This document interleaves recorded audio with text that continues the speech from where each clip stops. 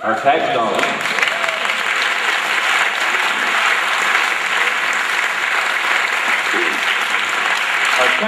are now supplementing other states, while we have thousands here in North Carolina that need access to health care.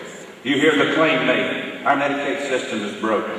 It's not. According to a recent study, Medicaid spending has actually declined by over 11% since 2008.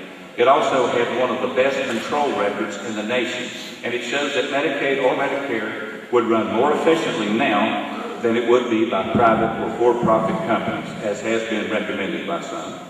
Not only is it one of the most illogical decisions made by the General Assembly this year, it shows a disregard for our citizens that are in dire need of care. The General Assembly voted to not accept the federal funding of Medicaid, and that cost us $4.9 million a day. This has resulted in hospital closures, layoffs of medical employees, and will result in the loss of life from people that could have received health care. And that's just wrong.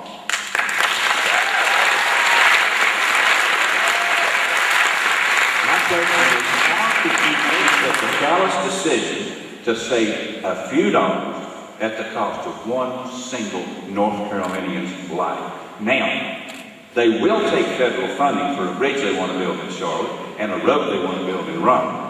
But let's not take the federal funding to help our lowest income families receive basic health care and provide a better life for our citizens.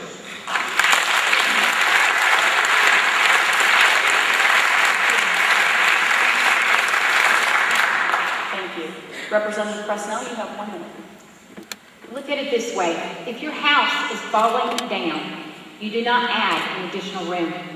You fix the foundation first.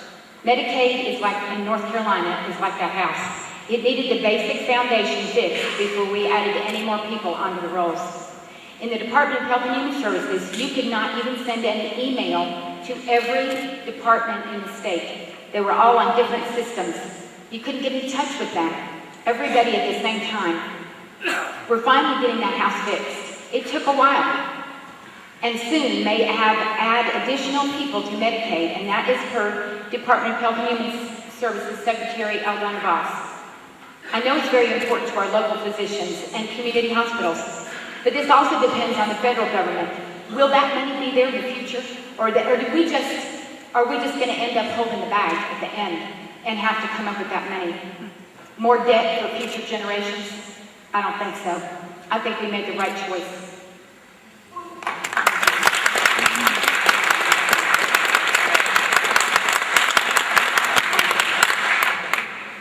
Mr. Hicks, you have 1 minute. Well, I would contend that you didn't fix the foundation of the house and took it away.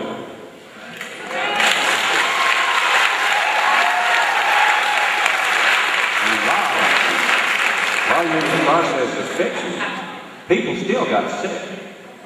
Now, it just stands to reason that when people get sick, whether or not they have health care, they will get treated. Now, who's going to pay for that? Somebody's going to pay for it, and you and I know exactly who has to pay for that. You know every time you pay your insurance premium every month, who is paying for the people that don't have health care. So let's take our tax dollars and give them to Texas and these other places, and go ahead and take the money. Let's build the bridges, let's build the roads, but let's don't take care of the people in North Carolina that need it.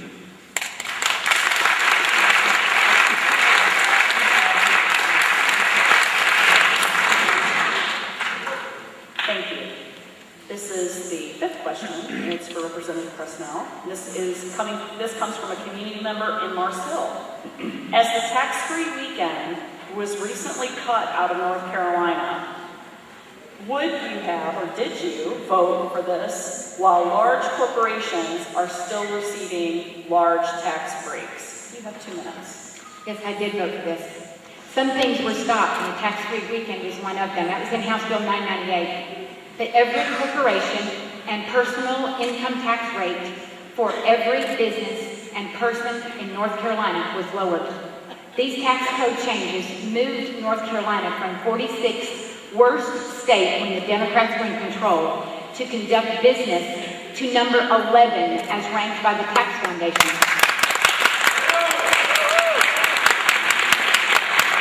That was the largest single jump in performance for any state ever.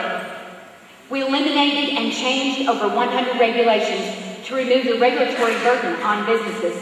This work, along with the tax code changes, Fortune magazine ranked North Carolina as the 4th best state in which to conduct business.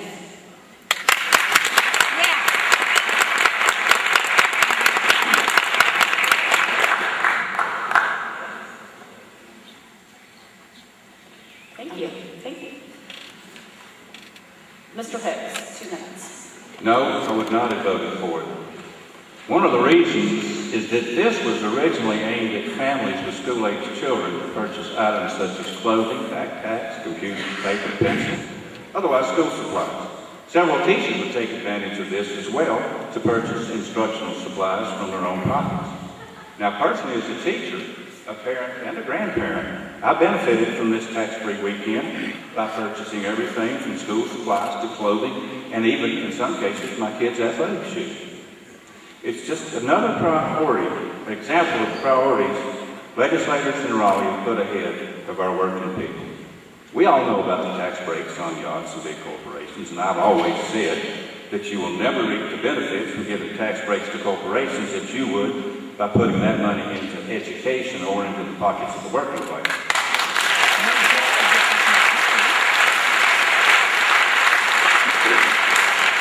Taking money out of the pockets of working class people, it's just wrong. It's not just a tax-free weekend, it's the added tax they placed on buying a mobile home, getting your car worked on, getting your lawnmower fixed, buying a movie ticket, and now they even talk about a mileage tax, where you're taxed by the number of miles that you drive. I know for a fact there are 7,000 people in Madison County who leave and go outside Madison County to work every day. That's a lot of miles, and it don't make any difference if you're driving an old pickup or a Mercedes-Benz, it's the same amount. Now, who do you think can afford it more? So for the claim that there's been a tax cut, when you add all these back, it's really not for the average person. We work hard, we all pay taxes. Shouldn't we all benefit equally? In the long run, the tax burden falls on the middle class, and where is the fairness in that?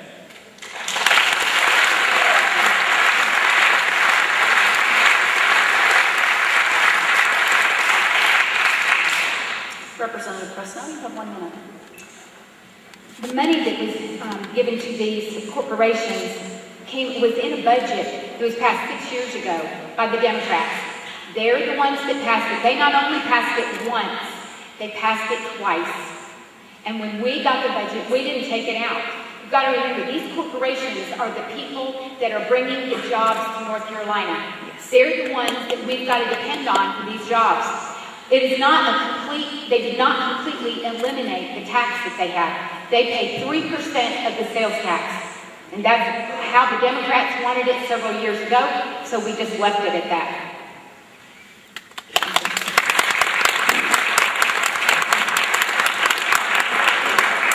Thank you. Mr. Hicks, you have 1 minute. Okay, for one thing, this tax break didn't lower anything for me. I actually lost money on my paycheck. Now, this corporation thing. Now, I've heard this trickle-down theory since about 1984, and I've got one simple question for you. When does it start?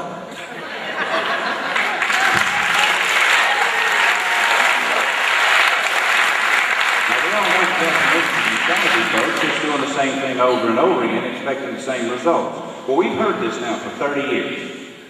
Now, you say it was already in, and you knew it was in, but you decided not to take it out. My question is, if you knew it was wrong, why didn't you take it out? Thank you.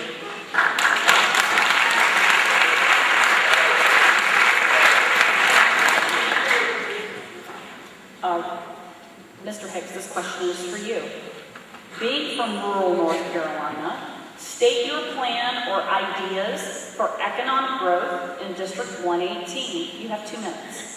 First and foremost, we need to use what we have. We have land. We live in one of the most beautiful places, not just in the state, but in the entire nation. So we have tourism, and we need to develop and promote that in the cottage industry. We need to work with our local Chamber of Commerce, our state Chamber of Commerce, to promote and encourage people to visit Western North Carolina to take advantage of our rivers, mountains, our scenery, our crafts, and our friendly neighborhood way of life. If we can get them here once, we'll keep coming back. The people we have are one of the most willing and able workforces anywhere. The people of Western North Carolina have always had a strong work ethic, and they're not afraid to work. They want to work. They want to provide for their families, and we have to utilize that resource. We can use technical schools and colleges. In District 118, we have some of the top-rated community colleges in the nation, and that's a fact. It is imperative that we keep funding these schools to make sure they are equipped to provide a workforce for any business that needs anything, welding, robotics, finance, you name it. Now, as a commissioner, a company from Alabama called Altech came to Yancey County, and we were in competition with several states and a ton of here in North Carolina, and we won out over all the others because they needed welders, and we could use Malin Community College to provide those welders for them. And now Altech provides over 500 good-paying jobs with benefits, and they're expanding again. It would be rare to get a company like that now, I know that. So I think we need to look at recruiting several small businesses, 20 to 50 employees, and find grants to help them grow and create the side jobs that they need, and not just do the tax breaks to the large corporations. Now that requires a lot of different entities to create jobs. You gotta have local government, state government, and the companies you have to work with. And we have to find and create ways to build business, not just in the larger cities in North Carolina, but places here, Mars Hill, Maggie Valley, Burnsville, Canton. Those are the places that need these jobs as well. Thank you.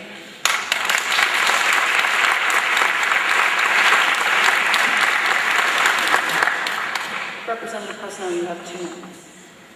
I hope that in the next session, we can give our Commerce Secretary, Sharon Decker, more tools in her toolbox. In the last session, there were amendments made to House Bill 1224. The bill failed to pass. I'm going to give you an example.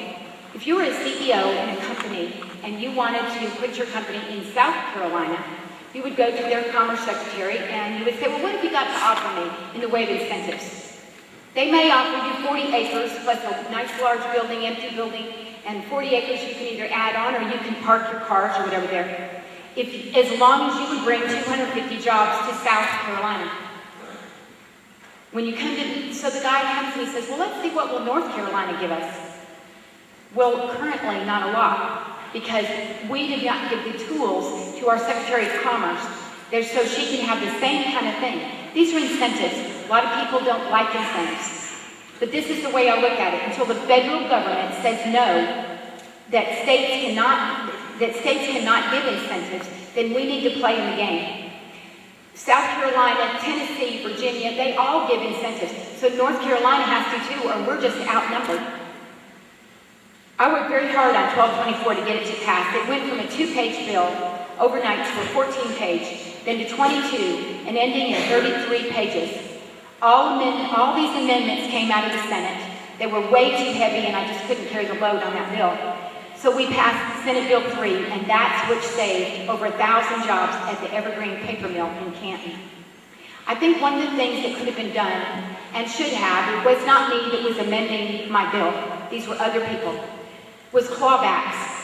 And that is so that you can tell the company, you're welcome to that whole 40 acres, say if it was in North Carolina, and the building, as long as you stay and keep those jobs for 10 years in North Carolina.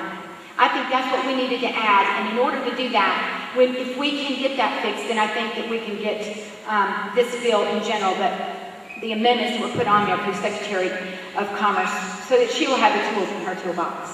Thank you.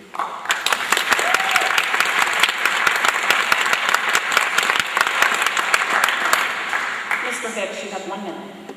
Well, I heard a statement about more promises of tools to recruit business, but so far everything I've seen down there results in a cut of some sort. Now, again, we go back to, we need to get those incentives from the federal government for jobs, but we don't want them for Medicaid. I think that's what I heard. As far as Senate Bill 3 goes, that bill was introduced earlier. I don't know, but for some reason it failed and it was reintroduced again, and I'm really, really happy for the people of Canton. that they were able to maintain those jobs.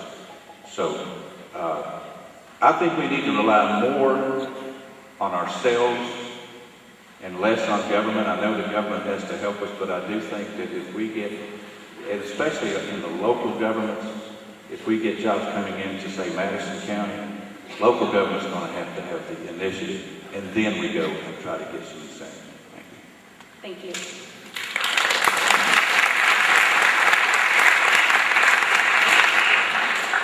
You have 1 minute.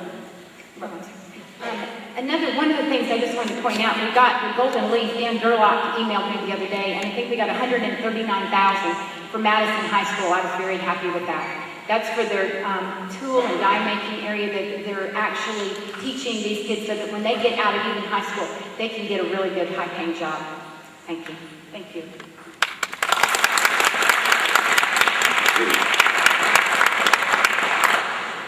Representative Presnell, this is another question by a community member. The energy modernization bill, which involved fracking, was passed in the legislature this year. Can you explain this bill, what it is, and how you voted for it, and why? Are we rushing into natural gas recovery through fracking? Why are we fast-tracking regulations? You have 2 minutes. I voted yes, and you better believe it. We have enough gas in the United States right now to keep us going for over 100 years. But for some reason, we just don't want to get down there and drill for it. But the most important thing I can tell you, there will be no fracking in western North Carolina. The reason is there is no shale. Shale is a rock formation. Where there is no shale, there is no gas. And there's no reason that a company would come here and drill in the mountains because there is no gas here. I've tried to tell a lot of people that environmentalists without of state money are using scare tactics on the people who don't understand fracking. Energy exploration, or fracking, has been used in the United States since 1948, 65 years. They've learned a lot since they started. Energy exploration puts the USA on a path to energy independence from foreign countries. We're in the process of adopting 100 pages of rules regulating energy exploration. It will be the most rigorous set of standards in the United States. We need to explore all of our options. Mostly what this is for was to provide offshore drilling. They need that. We need to be drilling so we can bring our boys home from over there in Afghanistan and Iraq and the places that they're over there in, fighting to keep the oil drill sites open. Remember, there is no shale in our mountains, and there will be no fracking in western North Carolina. I base my votes on facts, not out-of-state money.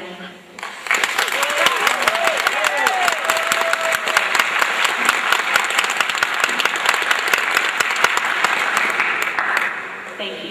Mr. Hicks, you have 2 minutes. Well, as I understand it, the energy modernization bill is basically fracking. Solar and wind, which are more modern ways to obtain energy, are not even mentioned in this bill. The only thing mentioned in the modernization bill is fracking. Now, I understand that's a method of pumping a mixture of sand, water, and chemicals deep into the ground, exploding that mixture to break up the shale formation and release gas from the formation. Now, let's take a look at that bill that they passed. Look at page 3. It takes away your property rights by a process called pooling. If your neighbor decides that they want to frack on their property, that company can go down into the ground, do a 90 degrees, and go under another person's property without their agreement and frack on their land. Page 9 takes away any local control that local governments have to say no to fracking. Page 14 makes it a misdemeanor to reveal which toxic chemicals they're pumping into your property. So my opponent stated publicly that there are no toxins in these chemicals. But now how does she know this unless she or someone else has broken the law to find out?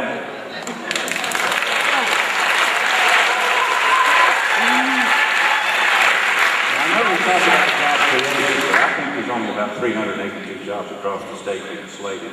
And I don't think there'll be any jobs in western North Carolina. My opponent says there's no shale, no gas, no fracking in western North Carolina. And I asked the question then, why did you vote for it? And what about the rest of North Carolina?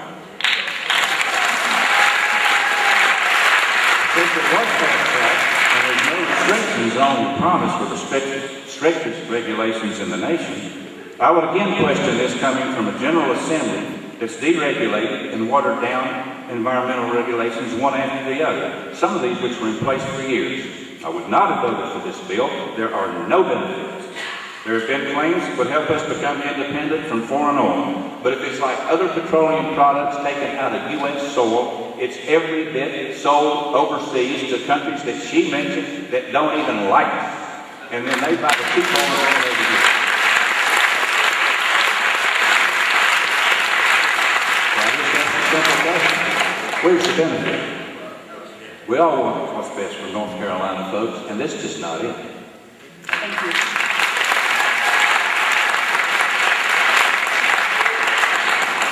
Representative Presnell, you have 1 minute. Moore and Chatham counties want the jobs that those energy exploration will bring. They begged us to go ahead and do that. This is mostly for that end of the state. Our state is very diverse. We've got mountains up here. We do not have any shale.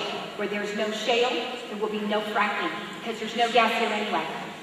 It has always been proved over and over and over that this will not hurt your water, even in Moore and Chatham counties. There's no complete written thing that says that there will be any kind of danger in that. Thank you.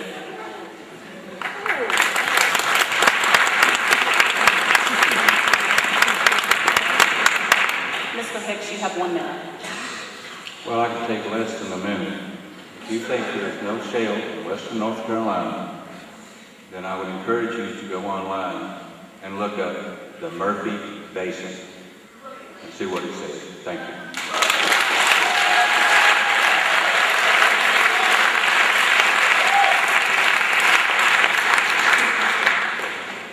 This is the last question for Mr. Hicks to begin.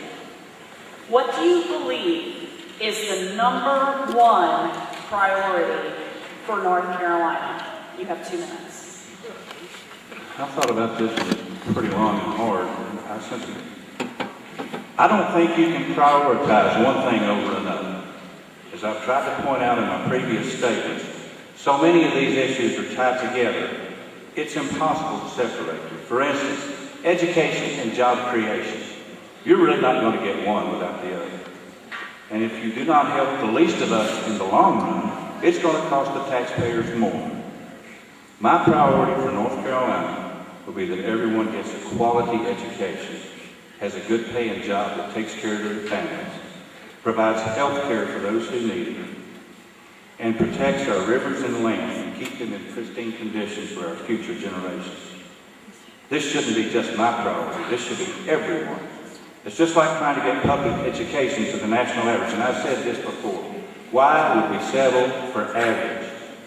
If I were coaching still, why would I be happy with the middle of the pack? I would want to be #1.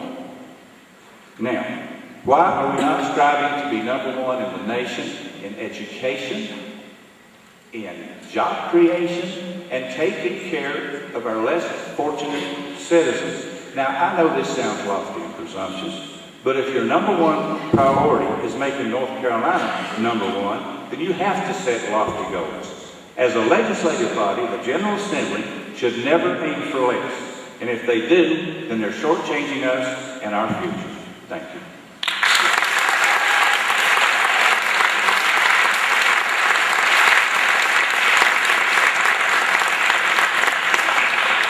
Representative Presnell, you have 2 minutes. My #1 priority is jobs.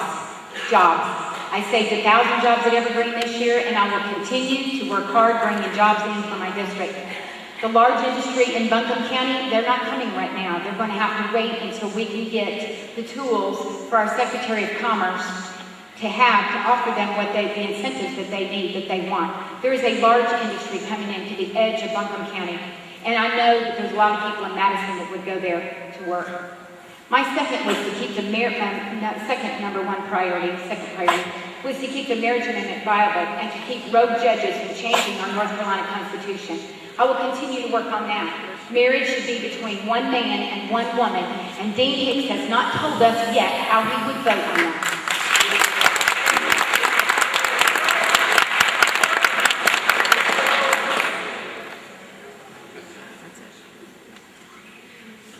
Thank you. Mr. Hicks, you have 1 minute response. I really thought this issue was settled last year. Didn't y'all pass a law that said one man, one woman? So what's the issue? I don't understand. Apparently you don't read the newspaper.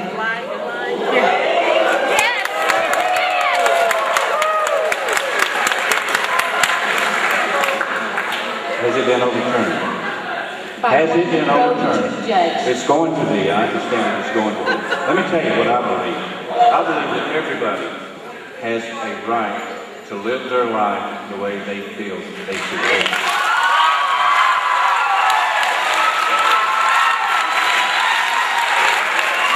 And I would say, for one more time, why don't we stick to the issues of the things that are really hurting North Carolinians right now?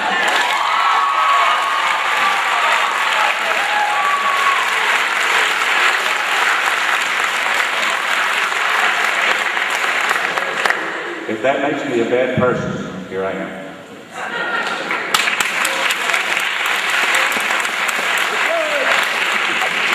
Thank you. You have 1 minute, Representative Presnell. Marriage should always be between one man and one woman. I will forever stand on that, and I do not care what you think. Yes. One man and one woman in traditional marriage, and that's how it should always be. It should not be two women or two men in any stance. I'm also pro-life. I told you that at the very beginning, and I will stand on that. And that's all. Thank you.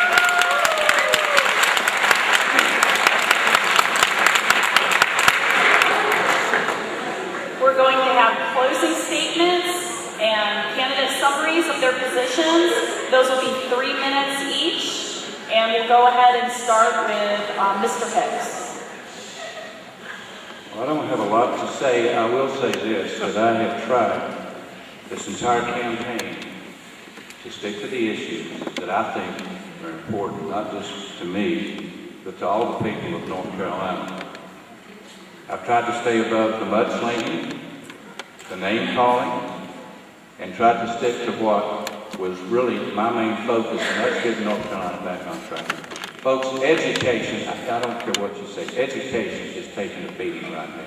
Our teachers are taking a beating. Our children are not being provided for. You can put a lot of money into education, and that's not the entire answer.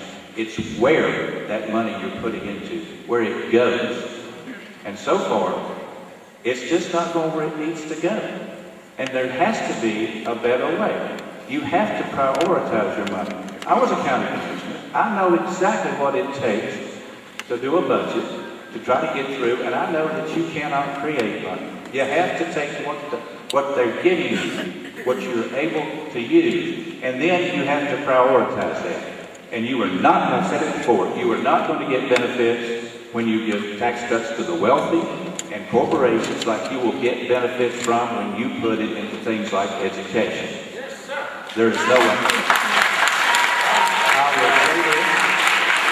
I'll say this in closing. I really appreciate y'all folks coming out tonight.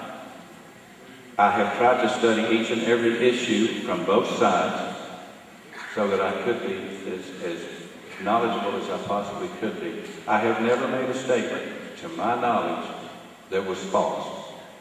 I will not do that the rest of the way. We've got 3 weeks to the election. And I encourage you, both Democrat, Republican, use the right that you have. Go to the polls. Otherwise, you don't make a difference. Thank you.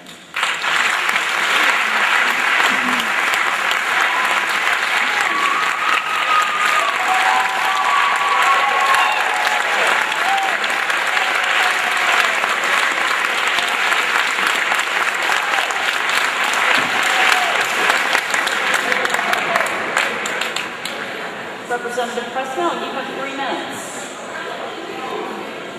As the 2013 legislative session wraps up, This was a letter that I received from a constituent. He said, I want to personally thank all of you and your staff for the excellent job you've done to restore sound government to this state. In monitoring several issues that particularly concern me, I have seen your hard work and sense of fairness in representing all citizens of this state, while more closely aligning our laws and regulations with conservative principles that lead to greater freedom for citizens, a sounder fiscal foundation for the state, greater public safety, better education outcomes, and a business climate that welcomes businesses.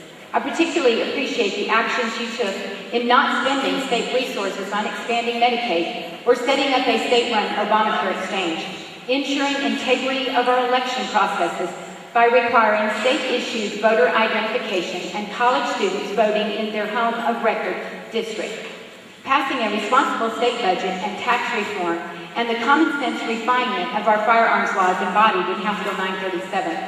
The package of legislation you passed this session would be a good model for the federal government and for other states to consider. Please do not give in to the bullying by out-of-state interests such as northern large city politicians and media. They urge North Carolina to implement the same laws, policies, and nanny-state mindset they have, even though there is plenty of evidence that those do not work in the long run. One need only look at the steady stream of transplants choosing to move to North Carolina and other southern states from the northern broken cities, high cost of living and doing business, heavy regulation of personal and business life, and high crime that is not their future. Responsible people want for North Carolina. How many people do you see choosing to move from North Carolina to the north when they retire? He said, you are doing exactly what the majority of voters wanted you to do when we sent you to Raleigh to represent us and put this state back on track. Thank you. And I thank you, and I thank you all for coming and listening to this debate. I've enjoyed it.